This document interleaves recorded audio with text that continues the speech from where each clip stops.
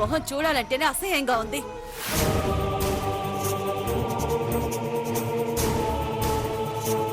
ఎవరెన్ని ప్రయత్నాలు చేసినా వీడితో మాత్రం దీని పెళ్లి జరగదు.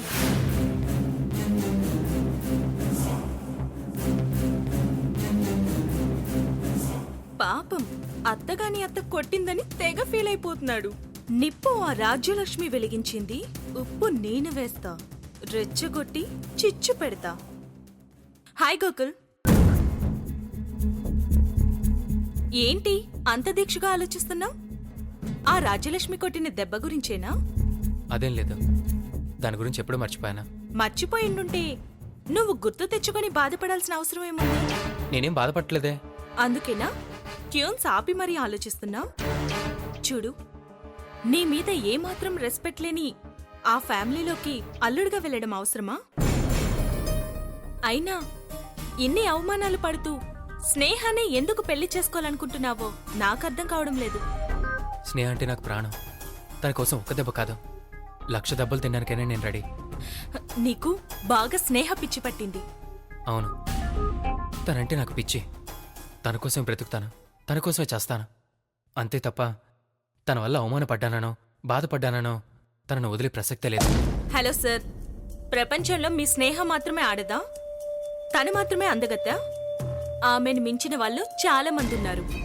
ఈ మాత్రం దానికే ఇంత పిచ్చుడివైపోతే ఇంకా బయట ప్రపంచం చూస్తే ఇంకేమవుతావు? చూడాల్సిన అవసరం లేదు, చూసినా ఏం కాదు. చా, అంత కాన్ఫిడెంటా? సరే, సరదాగా బయటికి వెళ్దాం పదా. ఎందుకు? మీ స్నేహ మూడ్ నుంచి బయటికి రావడానికి. వద్దులేండి, నాకు కొంచెం వర్క్ ఉంది. ఏంటి కూర్చొని బాధపడ్డమా? అదే నా వర్క్.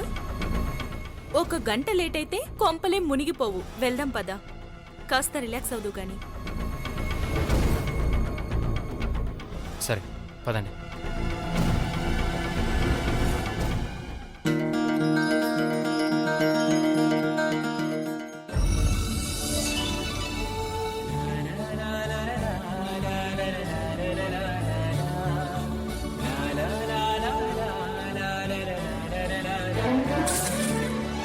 స్నేహ, గోకుల్,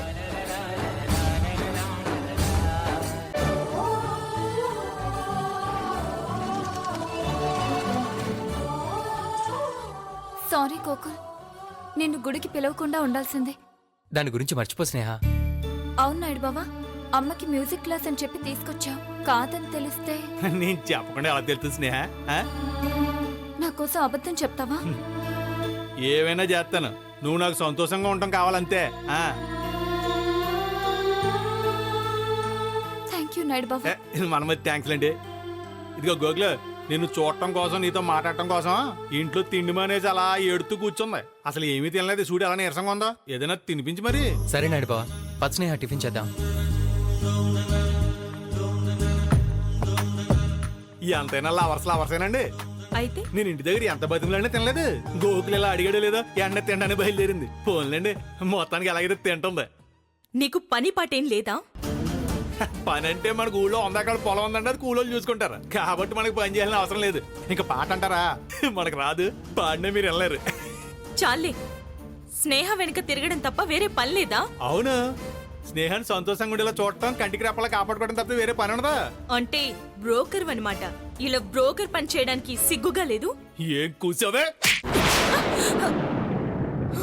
నన్నే కొడతావా? కొట్టడం కాదు, నరికి పోగులెట్టేళ్ళు నిన్ను. ఇదిగా ఆడదాను కదా, అందులోని మీ నాన్న మీద నాకు అంత గౌరవం ఉంది కాబట్టి వదిలేను. కానీ లేదంటే కథ మరోలా ఉండేది. వెళ్ళలే నిన్ను ఇలా ఏదో మొహం చూడడానికి సిరాగ్గా ఉంది. వెళ్ళే లోపలికి వెళ్ళే ఇలా. నన్నే కొడతావా? నువ్వైపోయావురా, అయిపోయావు.